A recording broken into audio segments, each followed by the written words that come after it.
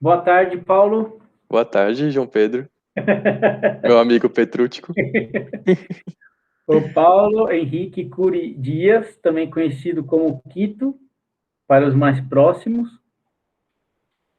Paulo, queria muito conversar com você hoje, né? Eu fiquei pensando, você é um integrante dos Outsiders, né? Uhum.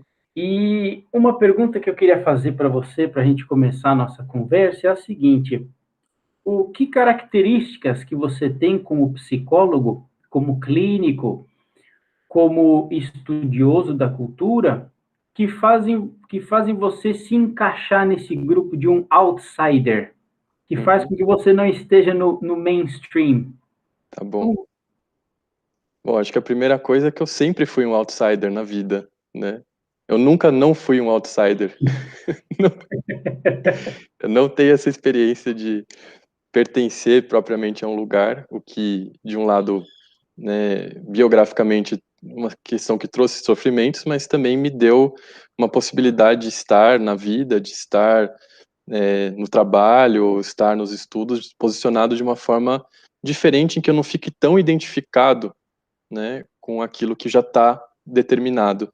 Então, essa não identificação, ela sempre me deu um lugar na vida, e aí também, né, quando eu entrei na psicologia, eu já tinha meio que esse lugar, porque eu tinha uma certa visão de ser humano, eu tinha uma certa visão da vida, que eu não conseguia encontrar nenhum encaixe nas teorias que se estudava, por exemplo, na faculdade, né? Sempre via de longe, eu via de uma forma meio panorâmica, né, as teorias e não consegui nunca encontrar uma identidade com nenhuma teoria. O que eu encontrava era contribuições interessantes de um pensador, né, ou de outro, em referência a uma questão específica, ou a entender como que determinadas dinâmicas psicológicas funcionam, mas a minha visão nunca foi a da psicologia, né? A minha Hum, visão sempre foi a partir da espiritualidade, que foi o tema que me despertou, que foi despertado em mim desde a adolescência. Então, quando eu entrei na psicologia, eu já tinha um olhar sobre o ser humano a partir da espiritualidade, não a partir da psicologia. uhum, Então, isso me fez ser um outsider, né, na psicologia desde sempre. Né, toda a minha busca dentro da psicologia nunca foi por uma identificação com uma teoria psicológica, mas uma tentativa de ver o que tinha de bom ali nas teorias psicológicas para, de alguma forma, encaixar em certas concepções espirituais que eu fui desenvolvendo, uhum. né? Então, um outsider nesse sentido. Tá, que bom. Eu sei que você, se eu não me engano, no terceiro ou no segundo ano da faculdade, você faz uma viagem longa para a Índia, não é isso? Sim, Que época que exatamente. foi? Eu tinha terminado o terceiro ano da graduação e decidi Uhum, trancar e ficar por um tempo indeterminado na Índia. uhum, Acabou sendo 1 ano e 4 meses. uhum.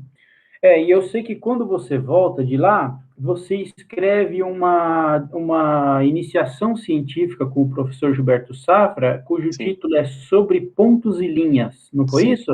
isso. É 2011 que você escreve, né? Sim. Esse trabalho, ele é fruto dessa viagem? Ele é fruto dessa viagem. Na verdade, ele começou um pouco antes da viagem. É, Antes de eu ir, eu senti a necessidade de conversar com o professor Gilberto, né, que eu admirava muito as aulas dele, assistia todo ano em sequência o curso, né, e sentia uma profunda afinidade espiritual com o Gilberto, né, mais só do que os conteúdos da aula, mas alguma Uhum, coisa na presença do Gilberto, no modo de ser dele, e eu sentia que eu precisava me aproximar do Gilberto, construir algum tipo de caminho juntos, mas não sabia exatamente como fazer isso, uhum, né. Então, no meio de 2009, eu decidi que eu ia fazer essa viagem, tinha a convicção de que eu precisava ficar um tempo fora, de que eu precisava mergulhar nas práticas espirituais, eu precisava visitar uma série de lugares, eu tinha isso definido, mas eu sentia que eu não podia ir sem antes conversar com o Gilberto, né? uhum, E eu não sabia como conversar com o Gilberto, e eu acabei pensando nessa possibilidade de falar para ele da minha viagem e falar que quando eu voltasse, que eu gostaria de fazer uma iniciação científica com ele, só para, uhum, né, ter um motivo para conversar com ele, né, sendo bem uhum, sincero. E aí, uhum, quando eu fui ter essa conversa com o Gilberto, procurei ele, e ele havia me reconhecido porque, como eu assistia, né, o curso dele todos os anos, ele lembrava de mim, né, ele disse, mas a sua iniciação é a sua viagem, né? E ele que posicionou dessa maneira bem enfática ali no momento. Eu estou até brincando com a palavra iniciação, né? Porque vai no Sim, mundo acadêmico, a gente fala numa sim, iniciação científica, mas no campo espiritual, a sim. iniciação, né, de um Tanto que o praticante. primeiro capítulo dessa minha iniciação chama Iniciações. Uma Hum, brincadeira com né, com essa palavra. Então ele propôs isso, de que eu aproveitasse a viagem como uma espécie de um observador participante, né, compusesse um diário, ou fosse, né, gravando as experiências que eu fosse tendo lá, para que depois que eu voltasse eu pudesse organizar essas uhum. experiências, né. Então, eu fui na viagem também tinha esse olhar já constituído a partir dessa conversa com o Gilberto. E é interessante porque isso organiza a sua viagem, né? Vamos dizer assim, Sim, quando você viaja com esse foco de atenção, uhum, né, interessante, você vai sim, direcionado já para uma viagem sim, dessa. sim. Eu acho que é aquilo, assim, na verdade, a forma de ir à viagem, ela já ia ser dessa maneira de qualquer forma, né? Só que a conversa com o Gilberto, ela posicionou isso num registro ôntico, né? Que desse Uhum, contorno, que desse um formato específico para isso mesmo uhum, dentro da universidade. Então, quando eu retornei da viagem, aí eu fui, né, voltei a conversar com o Gilberto e a ideia foi tentar organizar as experiências que eu havia vivido, né, por temas, por experiências e tentar se compor um olhar a partir disso. uhum. Agora vai, brincando, né, a sensação que você diz de que sempre se sentiu um outsider. Quando Uhum. você vai para a Índia, você se sente menos outsider na Índia? Sim e não, paradoxo. Paradoxo. Me sentia menos outsider porque eu acho que tinha uma identificação de alguma forma com a cultura, com a espiritualidade lá. Me sentia muitas vezes em casa e ainda me sinto quando viajo para o Oriente ou para o país assim, eu me sinto mais em casa do que às vezes eu sinto aqui. Então tinha esse lugar, ou em determinadas comunidades espirituais eu também me sentia, né, podendo participar, podendo, né, dividir os interesses parecidos. Mas, ao mesmo tempo, eu nunca consegui me filiar a um determinado grupo e pertencer somente a esse grupo. Eu Uhum, tenho um certo espírito meio nômade, meio peregrino.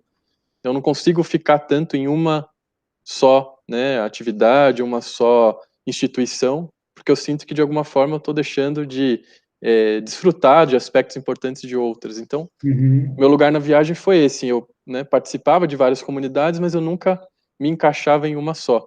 Então, uhum, continuei sendo outsider, embora um pouco menos, porque eu tinha um pouco mais de ressonância com a cultura, com os uhum. grupos, né? Eu pensei nisso, de se lá foi um pouco menos, porque assim, você não se identificava com a maior parte do conteúdo do que você estudava na psicologia. Eu queria saber se foi um alívio ir para a Índia, né, do tipo assim, puxa, eles abordam os fenômenos psicológicos, os fenômenos humanos, numa chave de leitura que é muito mais familiar para mim. Você teve esse Sim, tipo de um pouco mais de sim, com alívio? certeza, com certeza.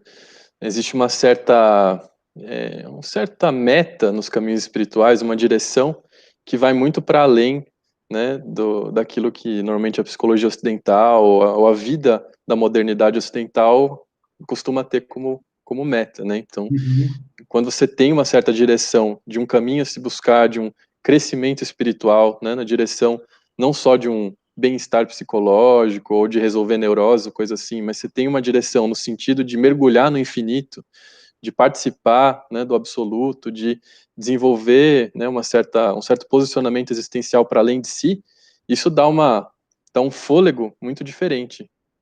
com certeza, Paulo. Eu também sinto essa questão, mesmo a psicologia, né? Vamos dizer assim, a psicologia profunda, compreendendo todos os mecanismos, né, do ser humano, mas ainda assim, o norte que a psicologia oferece para a gente, ainda assim é um pouco claustrofóbico, né? Sim, Porque isso que você está falando dessa dimensão da relação com o absoluto, com o infinito, dentro da psicologia, isso cai numa leitura como se fossem, vai, delírios, fantasias, uhum, ambições onipotentes do ser humano. sim, Então, parece assim, para onde a gente quiser ir nesse campo do para além sim, do eu, a gente é aprisionado por alguma sim, interpretação que inibe esse tipo de avanço, exatamente. né? Uhum, Então, eu fico imaginando, isso é uma outra questão, né?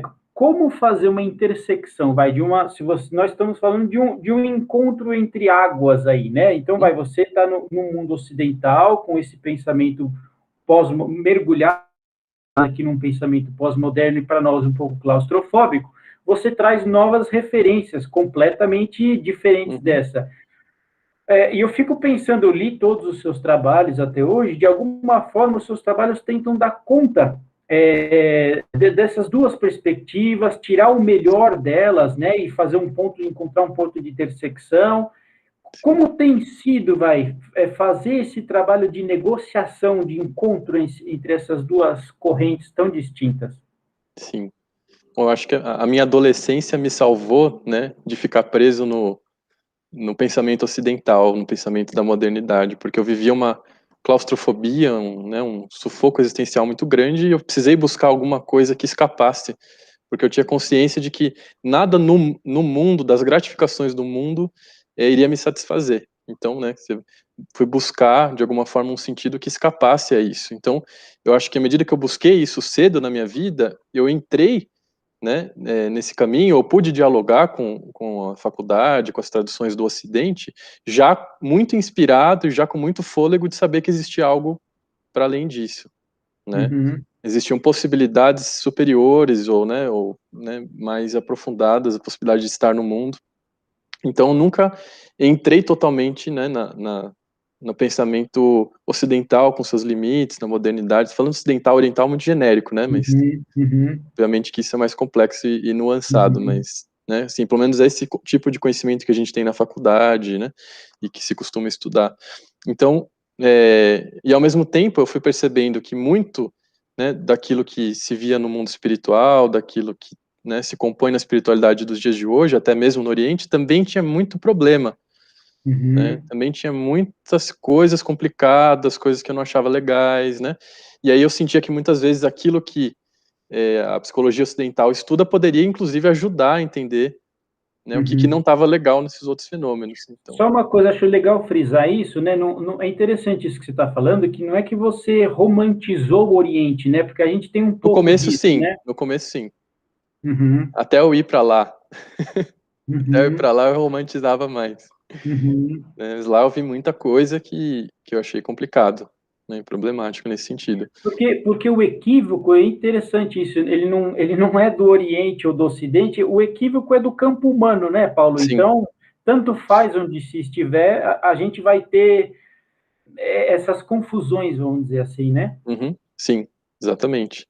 Exatamente, né? E você vê que, apesar, né, do Oriente ter desenvolvido ou ter uma cultura mais enraizada em determinadas práticas espirituais, ainda assim, né, tem muita confusão, tem muito, Uhum. né, e muitos ocidentais também indo para a Índia e fazendo, né, apropriações da espiritualidade complicadas, né, sem levar em conta determinados fatores. Então isso né, esse duplo olhar, acho que me Uhum. constituiu dessa forma. Não estou nem tão aqui nem tão lá. Então, ser Uhum. outsider dos dois foi a condição que me permitiu fazer esse diálogo. Uhum. Né? Eu só pude fazer esse diálogo porque eu sou outsider dos dois. Uhum. Apresentando dessa forma, é como se fosse um lugar ou uma postura epistemológica essa Sim, também, né? isso, exatamente. Que é uma postura que tenta ser mística, né? Porque a mística é justamente essa experiência em que não há uma identificação com o objeto, uma identificação com algo, né? É um puro estado de não saber, um puro estado de não identificação, Uhum. né? De união com o todo. Então, assim, a epistemologia mística, ela precisa ela precisa ser outsider nesse sentido. Uhum. Interessante, Paulo. E o que eu queria saber, então vamos dizer, você com toda essa bagagem, uma bagagem pessoal, uma bagagem acadêmica, e eu fico imaginando que todas essas questões que você está alerta, elas devam aparecer na sua clínica, Sim. né? Então, é muito interessante isso, né? O fato de você ter passado pelas suas próprias confusões, pelas suas Sim. idealizações e que foram sendo desmanchadas, eu imagino que isso ajude você a ajudar os seus pacientes que estão vivendo esse tipo de confusão ou estão começando um caminho de espiritualidade sem muitos critérios para avaliar o que eles estão vivendo, né? Sim. Então, é muito interessante essa questão de um clínico que tem uma experiência nesse campo e que pode oferecer para isso. E você, de fato, se vê fazendo isso na clínica? Eu acho que isso acontece na clínica de duas formas, né? Uma que pode ser mais explícita, que é o que você está trazendo, e tem uma que é uma forma um pouco mais implícita, mais sutil, que eu acho que tem mais a ver não só com ajudar a pessoa, né, a identificar certas questões do caminho espiritual dela diretamente, mas tem a ver com a forma como que se entende a clínica, né? Então, você ter passado pelo que eu passei, eu ter estudado, me interessado por esses aspectos, de alguma forma me faz entender a clínica, ou me faz entender a vida de uma pessoa por um olhar mais amplo, né? Uhum, E aí que eu encontro muita ressonância com a clínica do Gilberto, né? Do uhum, Gilberto Safra, que tem uma clínica que busca compreender o ser humano, em primeiro lugar, pela condição humana, pelos fundamentos da condição humana, aquilo que é originário, né? E não só por aquilo que é biográfico ou determinado pela natureza ou pelo contato com o meio ambiente, né? Então, tem uhum, algo que está para além, né? A singularidade, né? As condições éticas, tudo isso que não se encaixa só no campo do biográfico ou do psíquico.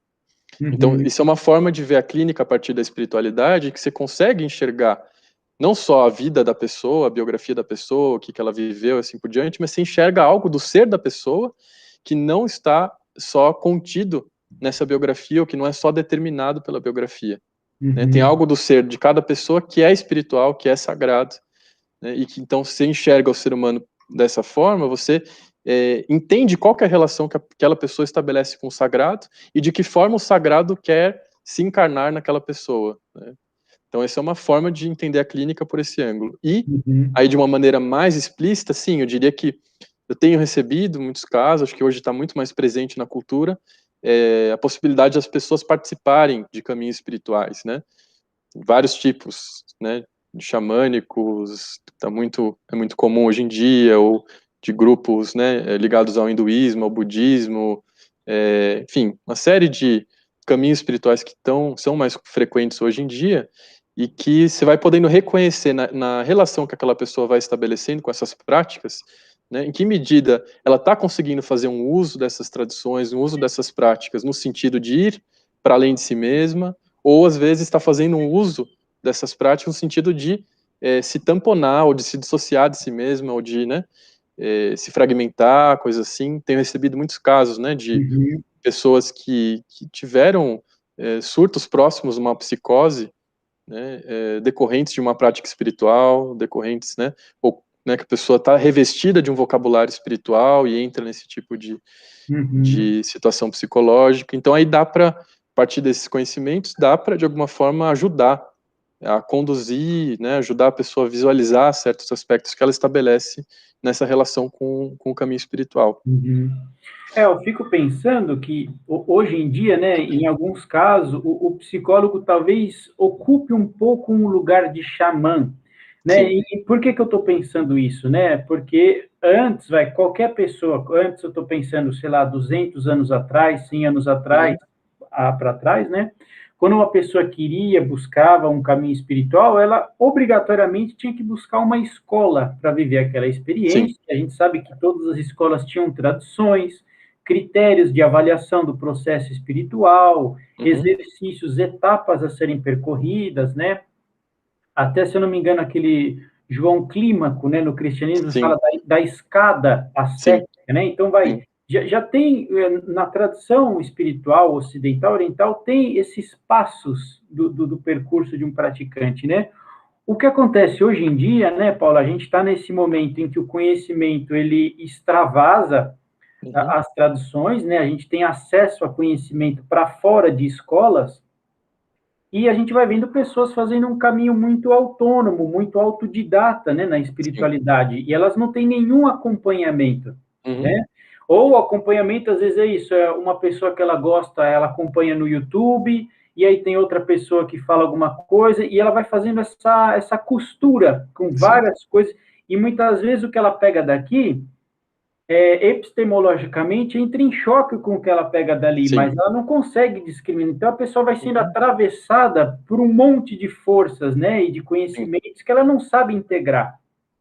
Então, quando eu penso num psicólogo que tem esse conhecimento, pensando nele como um pouco um xamã, porque de alguma forma ele pode orientar uma pessoa num Uhum. percurso espiritual, não? Sim, sim, mas com cautelas, né, com Uhum. cuidados, né, porque ele também pode atrapalhar nesse É, processo. eu fico É. pensando, é interessante isso, Hum, porque onde cai a transferência, vamos dizer assim, o campo sim, transferencial, ele deve ficar muito bagunçado quando né, vamos dizer assim, e agora, você é meu terapeuta ou você é o meu orientador espiritual? Devem ter uhum, confusões na clínica, né, nesse sim. sentido. Sim, por isso que é preciso, de alguma forma, ver caso a caso, né, assim, Uhum, qual é a singularidade daquela pessoa, qual é a singularidade que ela está estabelecendo com o caminho espiritual, né, porque você vai observar, por exemplo, uma pessoa, ela pode já estar muito mais, de fato, trilhando um caminho espiritual num registro mais ontológico mesmo, né, ou a pessoa, ela pode estar supostamente num caminho espiritual, ou vamos dizer assim, esteticamente no caminho espiritual, mas você observa na relação transferencial que, na verdade, é uma apropriação totalmente psicológica do caminho espiritual, né?